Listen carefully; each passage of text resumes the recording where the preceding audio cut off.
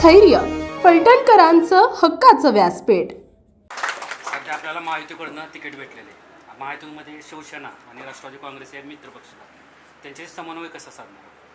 माझे समन्वय साधायची माझी आवश्यकता नाही। तिन्ही पक्षाच्या नेते मंडळींशी माझे चांगले संबंध आहेत। माझा स्वभाव बघितला तर मी स्वभाव कधी टीका करणार नाही। कुठलीही कामं केली तर मी कधी कुठल्या याच्यामध्ये 5 वर्षात तुम्ही मला स्वतःहून कधी टीका करताना मी बघितलेलं नाही।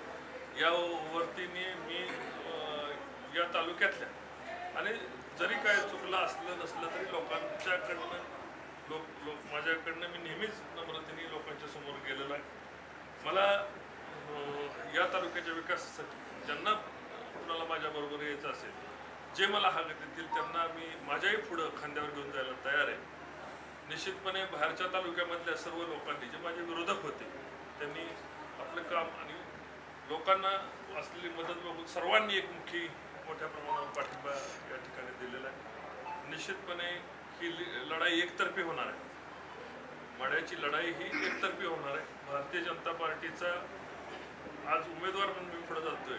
भविष्यात तुम्हाला महाराष्ट्रामधल्या काही मोठ्या प्रमाणावर लीडमध्ये येणाऱ्यापैकी हा मतदारसंघ निवडून आलेला मी दिसेल अशी मला खात्री आहे। माझा अंतरात्मा मला सांगतोय की आपण राज्यामधल्या काही प्रमुख जे जास्त मताने निवडून आलेले असतील त्या ठिकाणी आपण निश्चितपणे फलटण तालुक्यातील लोक, माढा लोकसभा मतदारसंघातील लोक मला निवडून आणतील अशी मला अपेक्षा आहे। आपल्या परिसरातील ताज्या आणि महत्त्वाच्या बातम्या पाहण्यासाठी स्थैर्य न्यूज चॅनलला YouTube वर सबस्क्राइब करा आणि बेल आयकॉन प्रेस करा।